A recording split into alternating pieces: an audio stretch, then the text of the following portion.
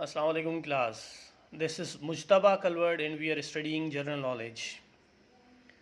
पाण पंहिंजे कल जे लेक्चर में ज़मीन जे बारे में कुझु मालूमात हासिल कई हुईसीं।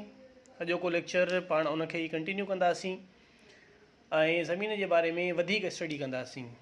अचो त सभ खां पहिरीं पाण अर्थ जा जेके स्फेयर्स आहिनि उन्हनि जे बारे में पढ़ूं था। स्फेयर्स ऑफ अर्थ, ज़मीन जा डिफरेंट स्फेयर्स आहिनि। ज़मीन खे चइनि स्फेयर्स में विरायो वियो आहे। बेसिकली 4 आहिनि। हिन मां सभ खां पहिरीं जेको आहे हीअ आहे हाइड्रो स्फेयर। ॿिए नंबर ते पाण वटि आहे लिथोस्फेयर। लिथोस्फेयर।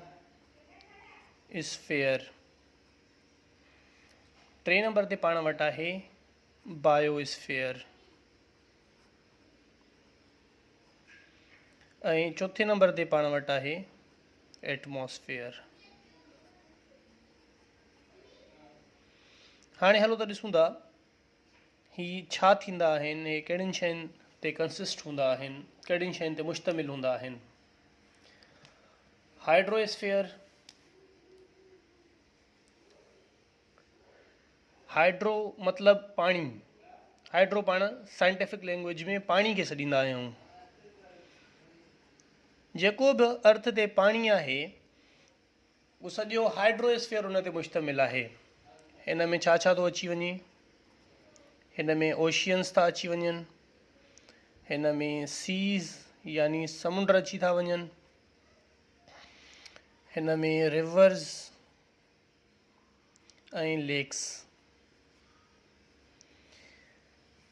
हाइड्रोस्फेयर पाणी ते मुश्तमिल हूंदो आहे, जंहिंमें ओशियन्स, सीज़, रिवर्स ऐं लेक्स, डंडूं, दरिया, समुंड, ही सभई हाइड्रोस्फेयर जो हिसो आहिनि। ॿिए नंबर ते पाण वटि लिथोस्फेयर आहे। ही रिजिड, रॉकी ऐं आउटर लेयर आहे अर्थ जी। रिजिड, रॉकी, आउटर लेयर, या पाण चऊं सॉलिड लेयर जेका आहे ज़मीन जी, उनखे पाण लिथोस्फेयर सॾींदा आहियूं। चौथे नंबर ते पाण वटि आहे बायोस्फेयर। बायोस्फेयर ही जेको आहे सॼा साहदार जेके बि आहिनि हिन ज़मीन ते मौजूदु आहिनि, जंहिंमें लिविंग ऑर्गेनिज़म्स लिखूंसि, ऑर्गेनिज़म्स। हिन में तव्हांजा माइक्रो ऑर्गेनिज़म बि अची वञनि था। हिन में तव्हांजा एनिमल्स, प्लांट्स ऐं माइक्रो ऑर्गेनिज़म्स जेकी बि अची वञनि था हू बायोस्फेयर जो हिसो आहिनि। इन खां बाद पाण वटि एटमॉस्फेयर आहे। ही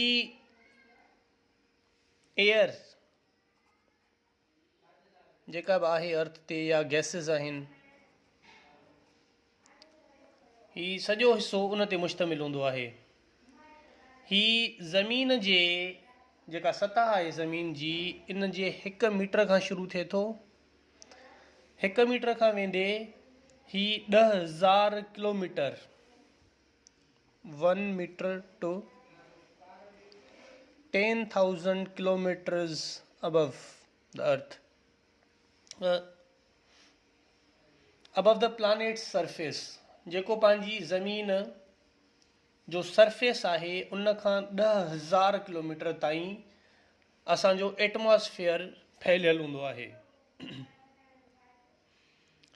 एटमॉस्फेयर जा वधीक इनखे वधीक चइनि हिसनि में तक़सीम कयो वियो आहे। एटमॉस्फेयर खे सभ खां पहिरीं आहे ट्रोपोस्फेयर, ॿिए नंबर ते आहे स्ट्रेटोस्फेयर,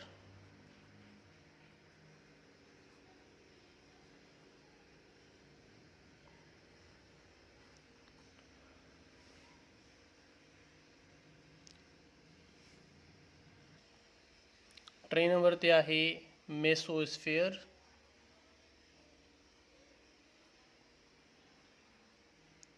ऐं 4 नंबर ते पाण वटि आहे एक्ज़ोस्फीयर।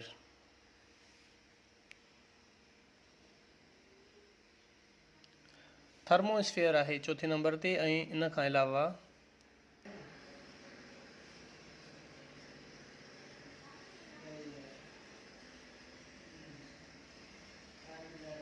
थर्मोस्फीयर ऐं इन खां अलावा पाण वटि एक्ज़ोस्फीयर बि मौजूदु आहे। हिन खे एटमॉस्फेयर जो हिसो काउंट नाहे कयो वेंदो एक्ज़ोस्फीयर, पर हे मौजूदु हूंदो आहे। हिन जे बारे में पाण पढ़ूं था।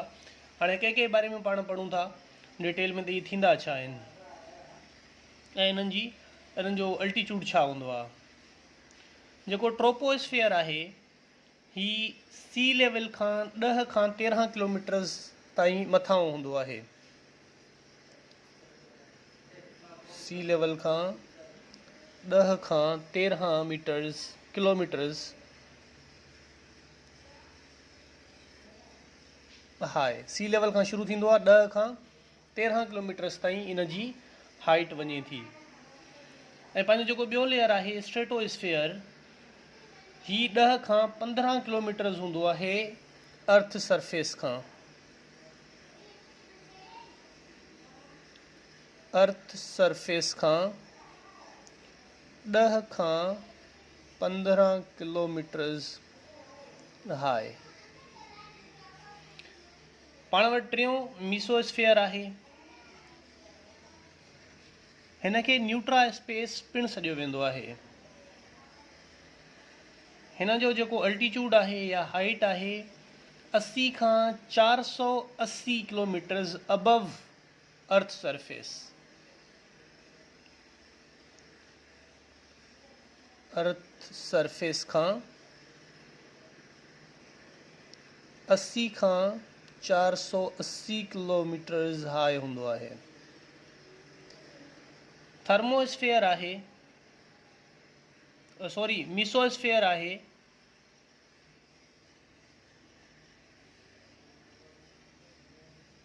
मीसोस्फीयर 80 खां 480 किलोमीटर्स। थर्मोस्फीयर 4 नंबर ते पाण वटि आहे। हिन जी जेका एप्रोक्सीमेट हाइट थिए थी, हिन 80 खां 90, हे थोरो करेक्ट कजो, 80 खां 90। ऐं जेको थर्मोस्फीयर आहे ही 80 खां 480 किलोमीटर्स हाई थिए थो अबव अर्थ सरफेस। एक्ज़ोस्फीयर ही 480 किलोमीटर्स खां मथे जेको बि सरफेस, जेको बि एरिया आहे, जेका बि अल्टीट्यूड आहे, जेकी बि हाइट आहे, उनखे पाण एक्ज़ोस्फीयर चऊं था। एक्ज़ो मतिलबु आउटर थींदो आहे ऐं स्फीयर खां मथां जेको बि आहे 480 किलोमीटर्स खां वधीक। थर्मोस्फीयर 80 खां 480 किलोमीटर्स ताईं थिए थो ऐं एक्ज़ोस्फीयर 480 किलोमीटर्स खां मथां जेको पाण वटि एरिया आहे उहो एक्ज़ोस्फीयर में काउंट थींदो आहे। हाणे पाण हलूं था मोशन ऑफ दी अर्थ तरफ़, त अर्थ जी मोशन कीअं थिए थी। कल्ह जेको लेक्चर हो उन में पाण थोरो पढ़ियोसीं। हींअर जे लेक्चर में पाण थोरो हिनखे डिटेल में पढ़ूं था मोशन ऑफ अर्थ खे। मोशन ऑफ अर्थ,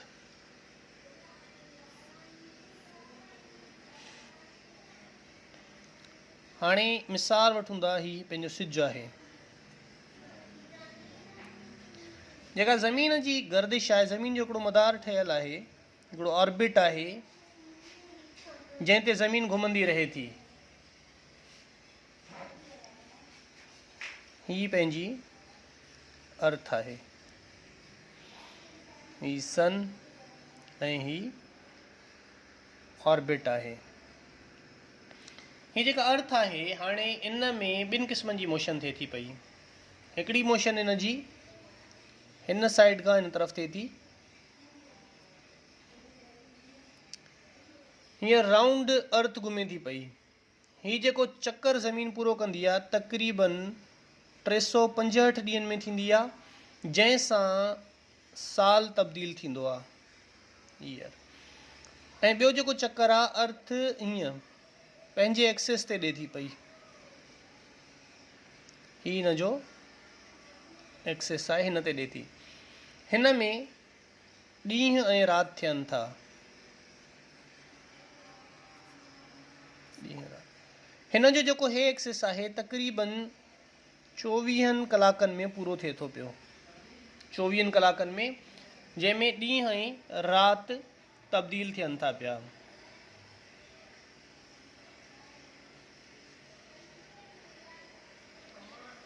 ही जेका ज़मीन हीअं घुमे थी पई, इनखे पाण रोटेशन चवंदा आहियूं, इनखे पाण सॾींदा आहियूं रोटेशन ऑफ अर्थ। ऐं जेको ज़मीन सिज जे इर्द गिर्द घुमे थी, चौधारी घुमे थी पई, हिनखे पाण सॾींदा आहियूं रेवोल्यूशन। हाणे हिन मां साबित थियो त जेको रेवोल्यूशन आहे ही 365 ॾींहंनि में ज़मीन पूरो करे थी, ऐं जेको पंहिंजे एक्सिस ते रोटेशन करे थी पई अर्थ, ही 24 कलाकनि में या हिकु ॾींहं में पूरो करे थी पई। हाणे ॾिसो, अर्थ हिकु ई आहे, पर हिकु ई वक़्त में उन ते ॾींहं बि हुजे थो ऐं राति बि हुजे थी। इहो कहिड़े सिलसिले में, इहो कीअं थिए थो, इहो कीअं पॉसिबल आहे? हिकिड़ी ई अर्थ ते जेका हिकिड़े ई सिज जे गिर्द घुमे थी, उन ते हिकिड़े पासे में राति ऐं ॿिए पासे में ॾींहुं आहे। हिन जा ॿ पोल्स थियनि था, नॉर्थ पोल, साउथ पोल, जंहिंजे बारे में पाण पढ़ंदा आहियूं अक्सर। हाणे ॾिसो, हीउ जेको ज़मीन जो हिसो आहे, हिन ते डायरेक्ट सिज जा किरणा पवनि था, मैक्सिमम हिन लाइन ताईं, हेसि ताईं, ऐं मैक्सिमम हितां हेसि ताईं। हे जेका रोशनी सिज जी, सिज जा किरणा डायरेक्ट अर्थ ताईं पवनि था, हेसि ताईं हीउ ॾींहुं हुजे थो, ऐं हे जेको हिसो सिज जे किरणनि खां महरूम रहियल आहे, जेसि ताईं सिज जा किरणा नथा पुॼी सघनि, इन पोर्शन ते, इन हिसे ते, इन टुकड़े ते राति रहे थी। वरी जॾहिं अर्थ हीअं घुमंदी रहे थी त हीउ जेको हिसो आहे हिन तरफ़ मूव करे थो वञे, हिन हिसे में वरी राति थी वञे, ऐं हीउ जेको आहे ॾींहं तरफ़ अची थो वञे। अहिड़े नमूने ज़मीन ते, हिकु ई ज़मीन ते, हिकु हिसे ते राति ऐं ॿिए हिसे ते ॾींहुं थिए थो पियो। हींअर हलूं था, पाण ॾिसूं था त अर्थ ते लॉन्गेस्ट ऐं शॉर्टेस्ट डे, लॉन्गेस्ट डे ऐं शॉर्टेस्ट डे। ज़मीन ते नंढे में नंढो ॾींहुं ऐं वॾे में वॾो ॾींहुं। लॉन्गेस्ट डे पंहिंजो थींदो आहे 21 जून। हर साल जो 21 जून वॾे में वॾो ॾींहुं थिए थो, ऐं शॉर्टेस्ट डे ही 22 दिसंबर थिए थो। ही राति सभ खां वॾे में वॾी थिए थी, ही राति सभ खां नंढे में नंढी थिए थी। जंहिंजी राति नंढे में नंढी, उनजो ॾींहुं वॾे में वॾो, ऐं जंहिंजी राति वॾे में वॾी, उनजो ॾींहुं नंढे में नंढो थिए थो। हलूं था नेक्स्ट सब पॉइंट तरफ़, जेको आहे कंपोजिशन ऑफ अर्थ। अर्थ जी कंपोजिशन।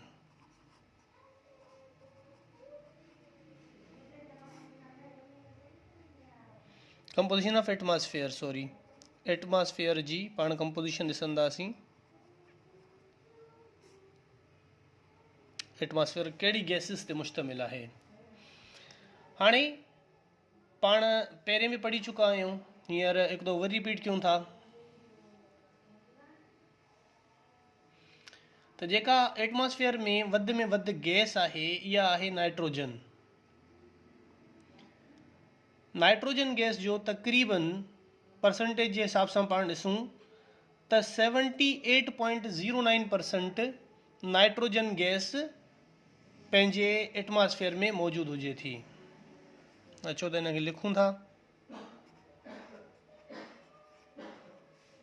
नाइट्रोजन ही आहे 78.09%। इन खां बाद नंबर आहे ऑक्सीजन जो,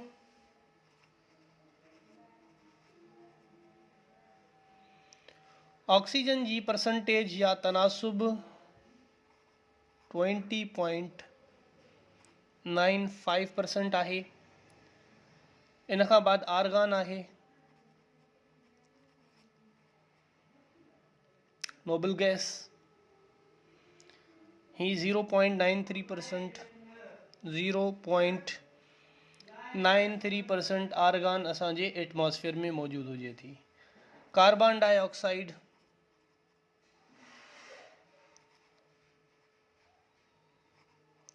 कार्बन डाइऑक्साइड जो तनासुब 0.03% आहे।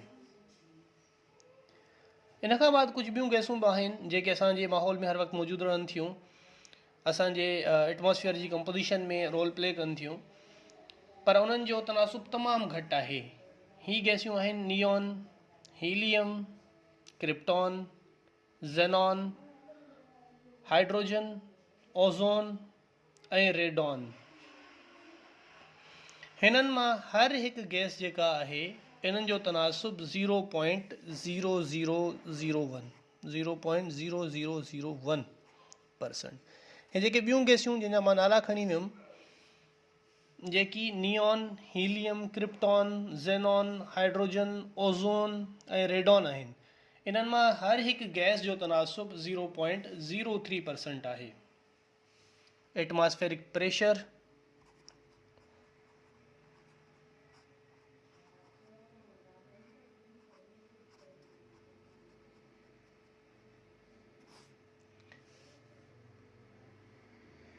हाणे अगर इन जी डेफिनेशन ॾिसूं, ही थींदी आहे फोर्स पर यूनिट एरिया। हिकिड़ो पंहिंजो जेको यूनिट एरिया आहे उन ते केतिरी फोर्स एक्सर्ट थिए थी, इनखे पाण एटमॉस्फेरिक प्रेशर सॾींदा आहियूं। नॉर्मली असां वटि जेको एटमॉस्फेरिक प्रेशर रहे थो इहो हूंदो आहे 14.73 पाउंड्स पर स्क्वायर इंच।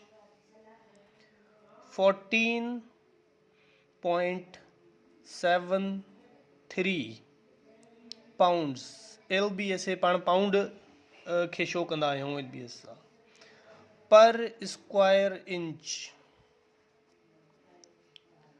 हिकु स्क्वायर इंच ते असांजो 14.73 पाउंड्स एटमॉस्फेरिक प्रेशर रहे थो।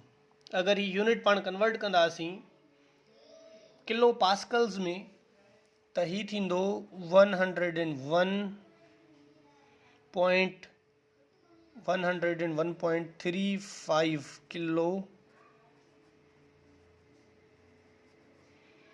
पास्कल्स पर 101.35 किलो पास्कल्स पर एटमॉस्फेरिक प्रेशर जेको आहे इहो एलिवेशन ऐं टेम्परेचर सां चेंज थिए थो पियो।